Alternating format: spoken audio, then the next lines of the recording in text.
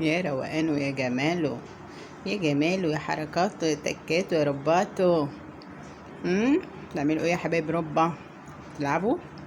طب تعالوا يلا عشان عايزه امسح بقى، عايزه امسح واكنس بقى.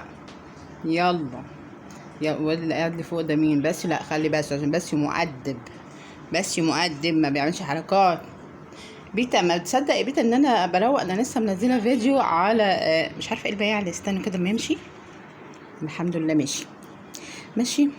ما صدقوا ان انا بروق كده ويقعدوا يلعبوا يتنططوا، وانا عايزه اكنس وامسح بصراحه. هيقعدوا بقى يتنططوا في الارض وعلى اروح انا ملطشه على اشغل اللطاشه، صح ولا بيتا؟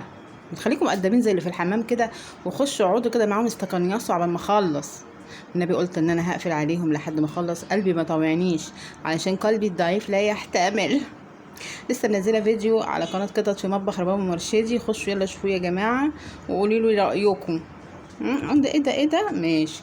خليكي انتي مؤدبه بيضه وقاعده انكي بيضه. الواد بس والعسل القمر بصوا يعني ما بيفرحونيش، مش عارفه يعني. انا كنت هقفل صراحه، كنت هقفل الباب، لقيت الاخوه الاعضاء دول قاعدين. الاخوات هما اخوات فعلا، كارلا والواد شحبر طبعا، واللي باين ان رجليها دي ابله تحتي، واللي جوه خالص كوكي.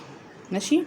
جيت اقفل الباب يعني، بص بحضر هناك الجردل اهو بتاع المسح بحضره، بصيت لقيت دول قعدوا قدام الباب. والنبي ما انت قافله، قالوا لي والنبي يا اختي ما انت قافله. واخدين بالكم؟ اعمل ايه؟ مش الا القمر اللي قاعد دي يا اختي، والنبي اموره مؤدبه. البت دي في حالها خالص، البت دي في حالها، البت توته دي قمر كده مؤدبه مع نفسها ومحدش بيسمع لها حس.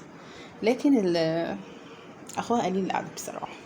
انا بحب صراحه القط القليل الادب بصراحه، يبقى ناغش كده ولذيذ. يلا هسيبكم على خير يا جماعه، واروح امسح. وقولي ربنا يعينك يا رب، اكتبوا في الكومنتات ربنا يعينك يا رب. يلا اشوفكم على خير، متنسوناش لايك اشتراك كومنت. السلام عليكم ورحمه الله وبركاته.